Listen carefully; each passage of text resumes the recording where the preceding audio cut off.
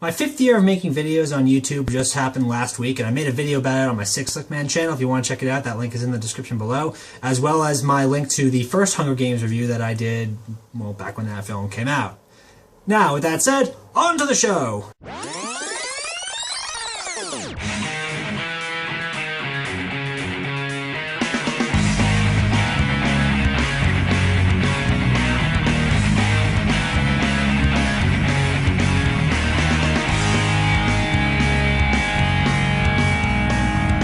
Apologies for the weird camera angles, but at this time of night, it's the only way I'm going to get the lighting to work without it being like, oh, in your face. This review will contain spoilers, but considering the book's been out for a while, and you probably already know what happens anyway, I'm going to keep on going regardless. So, Catching Fire takes place a year after the first Hunger Games. It shows Katniss basically just trying to recover from all that, while also facing threat from the government that wants to kill her because of she basically defied them by trying to commit suicide in the arena. If you understood a word of that, congratulations, you know how to speak Massachusetts gibberish. Right off the bat, you can tell this film already has a bigger budget. The effects are looking a lot better, the camera looks a lot smoother, the makeup looks a lot, I don't know, better, I guess. I was trying to think of a better word there, but there really isn't one that I know of. As far as staying faithful to the book, it does a decent job. I mean, there are some things that are cut. Obviously, those two people that Katniss encounters in the woods never show up. It doesn't really matter because they're not important to the overall plot at all. It's not really necessary. Although it does kind of raise questions about District 13 towards the end of the movie, because really the movies have never explained District 13. The books did up until that point, but the movies never really got into it. I don't even think they mention 13 in the first film, or if they do, I don't remember it. Someone can correct me if I'm wrong, but I don't remember. And in this film, they just kind of mention it twice. Once towards the beginning and then once at the very end, obviously. That was the really only major cut that I could tell. As far as the actual movie, I mean, it stayed relatively faithful. Where this film's kind of flaw lies, really, is in its pacing. The pacing is all over the place. The first act of the film, like the first third of it, is rushed as hell. They go right through it. There's no time to really develop what we're watching. No time for it to really sink in our mind before we're already whisked off to another scene. It's really just, you know, I understand it's like the slowest part of the book, so they want to get through it as fast as they can, but really, it doesn't help us trying to, like, figure out, I guess, read the character emotions when you're just going through it so fast. By the time they hit Act 2, things start to slow down a bit. That's the part where, you know, we're at the Capitol and we're, you know, we're getting ready for the games. We get to meet all the tributes, and things start to slow down a bit. And in the arena, they go at about a decent enough pace, I suppose. And then the last chunk of it, that little epilogue there, as in the first film, it is abrupt, but the ending of the book is pretty abrupt too, so I'll let it slide, because at least here it worked. That's the really major fault I can find in the film, is just its pacing is really bad, and it's nowhere near as kind of like indie film-ish. I don't really know what the proper word for it is, but like the first film had a very indie-like feel to it, and it felt kind of low budget. And this film feels like a Hollywood budget film. But at the same time, it makes for not as fun cinematography. It's not as, the mise-en-scène is not at the same level that it was in the first one, which I guess it's time to be expected with the new director. But I don't know, it's kind of, the first film was so good with its camera work, and it's, you know, those little moments where like the sound was cut out, like at the beginning of the bloodbath.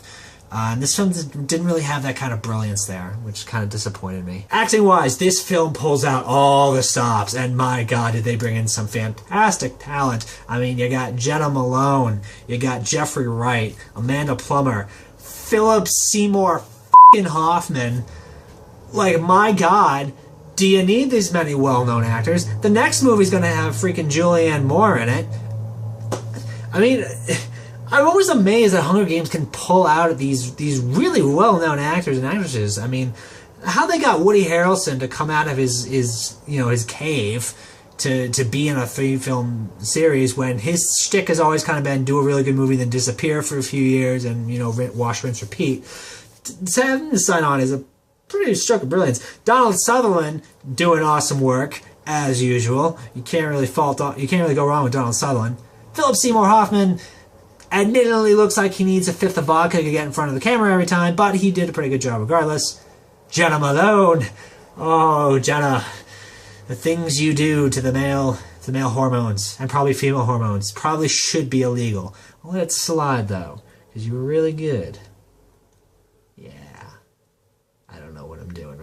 Amanda Plummer, freaking phenomenal. I mean, okay, Wires, I never know how you pronounce that name.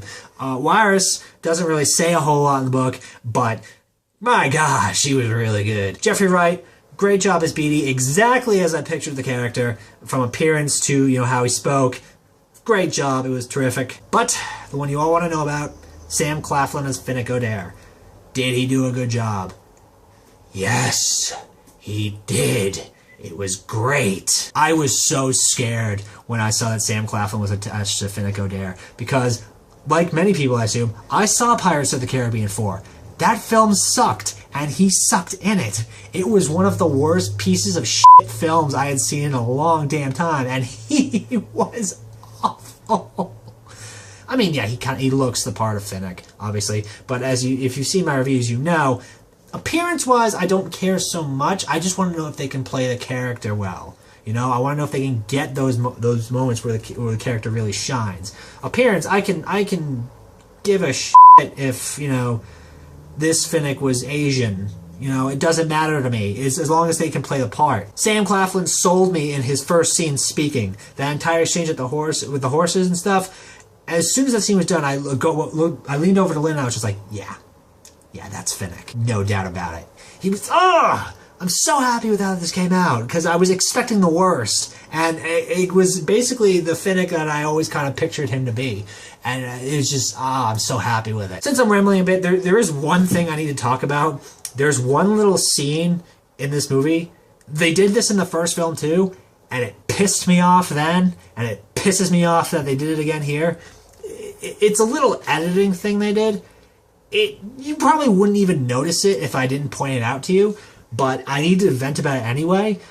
In the first film with Katniss in the tree, like they had her in the tree, they strapped in, and she's awake, and then just cuts and she's asleep.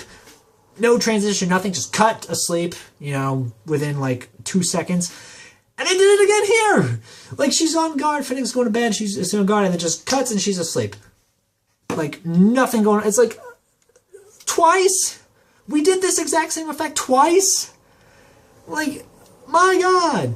Can we not? It's 2013. With the technology available to us today, you think that we could find a better transition effect to show that a character has fallen asleep on their watch than just an abrupt cut? It just feels lazy to me. Like, we couldn't have just had like a fade or a wipe or something like that. No, just a cut. Like, you just cropped it out there. I know it doesn't matter. It's nitpicking the minors of detail, but it just bugs me. It just seems like lazy editing, and I know it doesn't matter, but it just bothers me. Speaking of scenes that didn't mean anything and could have been cut from the film entirely, however, that whole scene with Katniss and Gale by the lake, and Gale was just like, we should have left when you said, and then Katniss just kisses him and walked off. That scene did not need to be there. Like, there was no point to it scene other than to ham up the love triangle between those three. It was completely unnecessary, and it added nothing, considering that Gale saying that is the only line of dialogue in that entire film. Like, that's it? No goodbye? Nothing? No? Anything? Nope, nothing. The Romulus threat actor hammed it up. Like, my God, he was hamming that one up for the camera real big. This must have been like his acting. No, he's probably done other things. But the thing that bothered me about that scene is, like, Haymitch was, like, being really apologetic and trying to calm thing. In the book, he's just like, look what you did. You scarred her face. She's got a photo shoot tomorrow. God damn it, you fucking idiot. And, like, where was that Haymitch in that scene? I mean, come on. I mean, yeah, Woody Harrelson sells whatever he puts out, but it's like, we could have done that better. I love the bit where he threw the glass at the TV screen, though, because I called it. I knew he was going to do that. I kind of wish they played it up a little bit more. I would have loved to see Haymitch freaking out at the fact that he might have to go back in there, but I really wish they had done more of that instead of just showing Katniss and Peeta's reactions. Haymitch actually got severely downgraded from his role in the book. Like, they dropped his entire backstory completely, which kind of pissed me off because it was really, really cool backstory. The fog scene was pretty cool. They didn't show Mags being completely decomposed by it, but I guess it was kind of too graphic, and this is a PG-13 movie. Same reason why we don't actually see Johanna naked. even though I really would have liked to. But it got to Lynn, like, she hates scenes that, like, showed, like, the nervous system's being messed with in any way, so she was completely freaking out at that. Elizabeth Banks, Effie, that last scene she was in, like, that was a tearjerker. I felt it. It was really well done. The action bits, they're fast-paced and quick. You really can't tell what's going on with that whole battle in the cornucopia thing, because it blurs, and everybody's wearing the exact same thing. So it's really kind of hard to tell what's going on. But, I mean, what action there was, it was okay. I mean, there's nothing really to complain about. Can we drop the love triangle, though? I mean, I know it's kind of a thing in the books, but, like, Hunger Games does not need to have a love triangle.